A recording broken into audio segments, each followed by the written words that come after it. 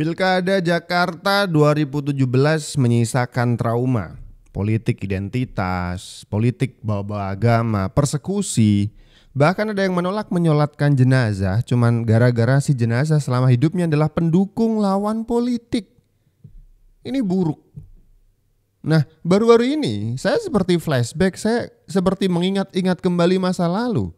Setelah Anies, Ganjar Pranowo, Mahfud MD pidato politik di Masjid UGM. Tempat ibadah kok dijadikan panggung politik. Anies Baswedan, Mahfud, dan Ganjar melakukan agenda politik di Universitas Gadjah Mada dikemas dalam acara Ramadan Public Lecture Masjid UGM. Bukankah masjid jadi tempat ibadah? Kenapa menjadi ruang propaganda politik? Apalagi di masjid perguruan tinggi negeri setingkat UGM. Kok bisa? Kalau kita telusuri faktanya, Anies, Ganjar, dan Mahfud punya konektivitas dengan UGM. Yang kita tahu, Anies Baswedan adalah alumni UGM. Mahfud MD memiliki hubungan yang erat dengan UGM, baik sebagai alumni maupun dalam kontribusinya di bidang akademik. Dan Ganjar Pranowo juga mengisi acara. Terlebih, Ganjar merupakan mantan Ketua Umum Kagama periode 2019 sampai 2024. Sangat terstruktur. Kok bisa masjid menjadi agenda diskusi politik terselubung? Seperti yang kita tahu, masjid merupakan tempat ibadah. Tempat ibadah atau masjid tidak boleh ada agenda politik. Karena masjid itu adalah untuk semua golongan. Tidak semua orang milih satu partai. Tidak semua orang itu milih satu calon bupati, gubernur, wali kota. Dan tidak semua orang yang datang di masjid milih satu calon presiden. Ya. Masjid dijadikan propaganda di rumah ibadah. Apakah ini politik identitas? Padahal Pak Prabowo pernah mengatakan bahwa tidak seharusnya bicara politik di masjid, karena Pak Prabowo waktu itu pernah tahun berapa ini ya, tahun 2003 2004 kalau tidak salah ya, ketika ditanya ya, Pak Prabowo, banyak orang yang pengen jadi wakil Anda maju di Pilpres 2024 waktu itu persiapan. Pak Prabowo menolak menjawab pertanyaan itu. Kenapa? Karena waktu itu kondisinya sedang ada di Masjid Istiqlal. Gak etis jawab politik, bahas politik di masjid. Adalah barisan yang siap untuk mendorong perubahan.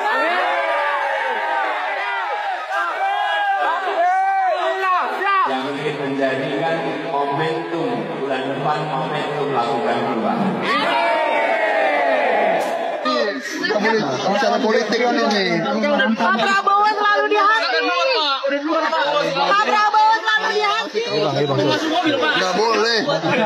Pak Prabowo selalu di hati. Nanti aku disembrit loh. Tuh, nanti aku disemprit loh. Pak Prabowo tahu aturan. Itu tempat ibadah. Semua yang beribadah di sana tidak ada perbedaan. Mau dukung paslon A, paslon B, paslon C, semua boleh beribadah.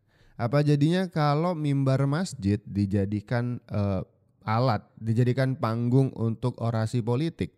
Akan terjadi perpecahan dalam tubuh masjid, dalam tubuh tempat ibadah yang seharusnya tidak ada hubungannya di sana gitu. Ini cuman politik identitas saja, dan saya trauma jujur dengan Pilkada Jakarta 2017. Perkenalkan, nama saya Puan Jasmine Maharani Merikuri dari... Waduh, ini kayaknya saya kenal ini. Tapi bukan yang itu Pak, yang Iya, nggak usah ngegas, tenang. Panggilannya Puan? Jasmine Pak. Hah? Jasmine. Oke. Dari Universitas Amikom Yogyakarta, Prodi Hubungan Internasional. Sebelumnya saya minta maaf jika pertanyaan saya out of topic dari public lecture Bapak malam ini. Pertanyaan saya, jika Bapak menjadi Presiden Republik Indonesia. Kan kalah Pilpres. Lah saya sudah kalah gimana? Ini kalah saya aja lobet. Oke, nggak apa-apa Jasmine. Setelah Anies kemarin ya, giliran Ganjar sekarang pidato di mimbar Masjid UGM. Bahas politik tentu saja, mulai dari mengkritik MBG, katanya unsur pendidikan tuh bukan cuma soal makan-makan. Iya bener sih. Tapi kan bukan ke situ arahnya. Kemudian Ganjar juga membahas tentang Danantara dan hal baik yang inilah yang terhubung dengan Pilpres. Karena emang ya sebagai pihak yang kalah Pilpres gak ada bahan lain, ya tentu saja dia akan membahas itu terus menerus gitu kan. Ada PHK terjadi di banyak industri tekstil. Kemarin ada di industri elektronik, ada di industri makanan. Sudah terjadi. Apa yang mesti dilakukan sebenarnya? Pemerintah pusat dan daerah gandengan tangan membuat social safety net. Jaring pengaman sosial. Maka saran saya sebenarnya ya, daripada Danantara itu nunggu, kasih aja ke sini. Setuju enggak?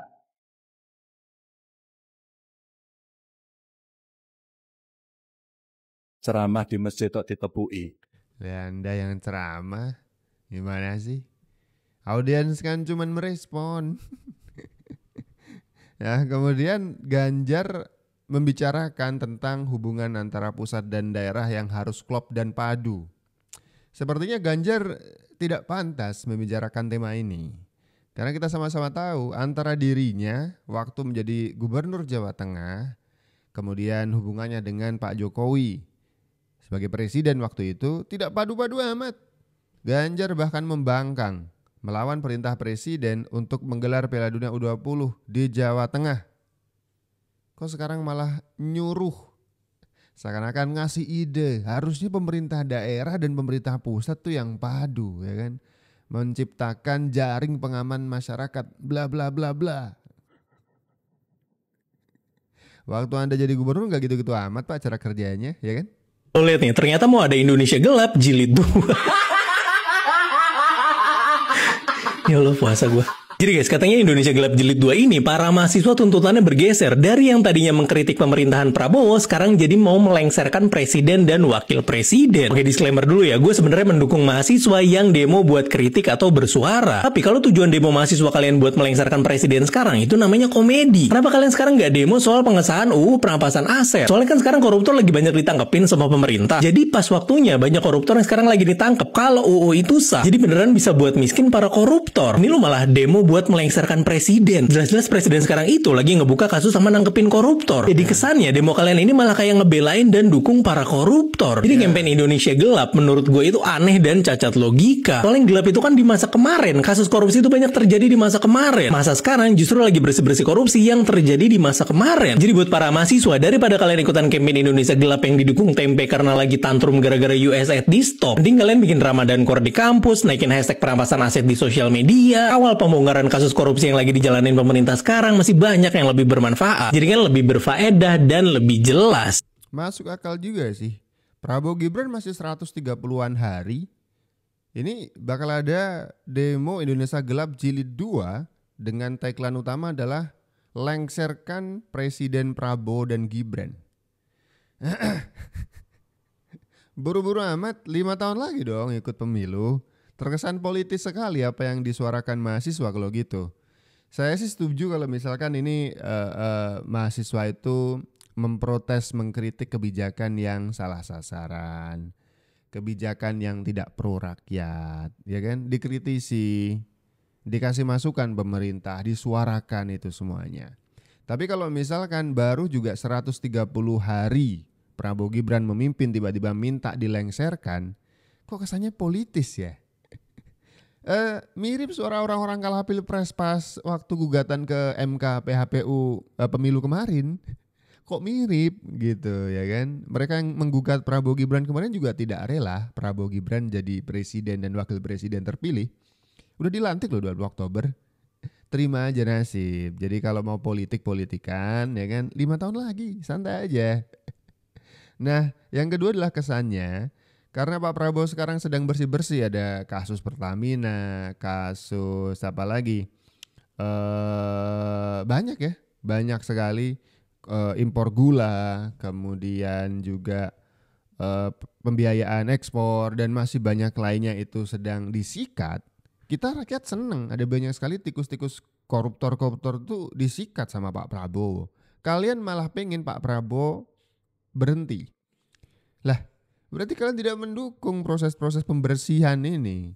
Kemarin saya bikin video.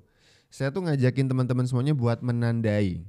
Kalau Pak Prabowo sedang bersih-bersih, aliran-aliran dana koruptor itu mandek. Karena ditutup kebocorannya oleh Pak Prabowo. Makanya mulai dari sekarang apalin siapa yang paling rewel. Karena orang yang paling rewel itu yaitu tikusnya, tandain. Nah sekarang mau ada demo mahasiswa memakzulkan Prabowo Gibran. Hey, Anda membela tikus-tikus itu? Sudah bersama kami di studio Wakil Menteri Pendidikan Tinggi Sains dan Teknologi, Ibu Stella Christy. Selamat malam, Bu. Selamat malam, Mas Radi. Masih semangat nih meskipun di efisienkan, dipotong anggarannya masih tentu semangat. saja, karena efisiensi itu membuat kita setuju semangat. Justru lebih semangat. Karena kalau sesuatu yang efisien itu akan berjalan dengan baik. Saya sangat mendukung efisiensi. Visinya baik, tapi sekarang ya kita tidak bisa mengesampingkan ada masyarakat yang khawatir begitu ya. Tentu saja. Tentu saja ada yang khawatir. Ya kita tahu sekarang belakangan ada unjuk rasa dari teman-teman mahasiswa. Tapi yang langsung saja to the point, Bu. Kalau saya tanya, sebenarnya memang ada dampak atau enggak sih sama UKT? Karena kekhawatiran teman-teman mahasiswa ini katanya, wah efisiensi anggaran, jangan-jangan UKT kena juga nih, gitu. Iya, untuk efisiensi anggaran ini tidak boleh ada dampak terhadap UKT. Okay. Jadi juga perlu diketahui ya bahwa pertama-tama segala sesuatu angka yang sedang diefisiensikan ini adalah terutama sekali untuk efisiensi yang bersifat seremonial. Jadi seperti alat tulis kantor, perjalanan dinas, seremonial yang lain, rapat-rapat yang di luar. Jadi ini kalau kini kita bisa efisiensikan, namanya juga efisiensi bukan pemotongan. Jadi ada efisiensi dari satu hal yang sifatnya seremonial, itu akan bisa digunakan untuk hal-hal yang bisa mempunyai dampak yang memang kinerjanya sudah tinggi sampai saat ini. Jadi sehingga yang kita lakukan memang adalah efisiensi. Jadi bukan pemotongan atau bukan untuk meningkatkan UKT yang akan berdampak buruk terhadap masyarakat kita. Padahal sudah dijelaskan sama Menteri Keuangan waktu itu, bahkan sebelum demo-demo. Kemarin mahasiswa demo juga berangkat. Jadi pertanyaannya yang di demo apa dong? Kan yang dipangkas dalam anggaran pendidikan itu bukan hal-hal penting tadi yang di demo, tapi justru hal-hal yang sifatnya seremonial, misalkan kunjungan studi banding guru atau dosen atau orang-orang Kementerian Pendidikan ke sana kemari yang ngabisin anggaran, itu yang dipangkas. Ya kan? Nah, kemudian kita balik ke soal demo Indonesia Gelap Jilid 2. Ini apa? Justru pesan yang ingin disuarakan adalah turunkan, lengserkan Prabowo Gibran. Politis sekali, makzulkan Prabowo Gibran. Saya jadi keinget ada kasus kemarin pendemo itu orasi, cewek lagi, berjilbab lagi, terus bilang Prabowo anjing, ya kan? Ingat kan yang itu? Itu juga menyuarakan hal yang sama, makzulkan Prabowo Gibran. Waduh. Gak ada kata capek untuk memakzulkan Prabowo dan Gibran. Maka kawan, Prabowo dan Gibran memilih membuat undang-undang yang anti rakyat, tidak berpihak pada kita semua. Padahal ketika mereka waktu kampanye memohon membayar kita untuk apa? Untuk memilih mereka. Namun pada akhirnya suara kita tidak didengar. Maka kawan, saya mengajak kawan-kawan untuk rangkum satu sama lain, nyanyi bersama-sama. Shalalalalala, Prabowo anjing. Prabowo anjing. Intinya apa demonya? Intinya apa? Meminta Prabowo dan Gibran dimakzulkan, terus teriak Prabowo anjing. Dan sekarang mau bikin episode kedua katanya Indonesia Gelap dengan tajuk dan ide yang sama. Kalau Indonesia Gelap yang versi pertama kan banyak tuh tuntutannya, ya kan? Nah sekarang mereka meminta khusus satu aja tuh permintaannya, lengserkan Prabowo Gibran. Sabar kali, mau ikut pemilu 5 tahun nanti, 5 tahun mendatang. Jangan khawatir. Ini bukan pemilu terakhir di 2024. Seakan-akan kelompok-kelompok kalah pilpres ini susah dikasih ngerti ya. bahwa di negara demokrasi itu yang kalah yang harus menghormati yang menang, bahwa ini adalah produk dari demokrasi. Maunya menang terus sih. Katanya mahasiswa itu adalah puncak dari seorang siswa gitu. Masa mengerti apa istilahnya, deskripsi dari demokrasi seremeh ini saja susah gitu. Pendapat kalian seperti apa? Coba tulis di kolom komentar.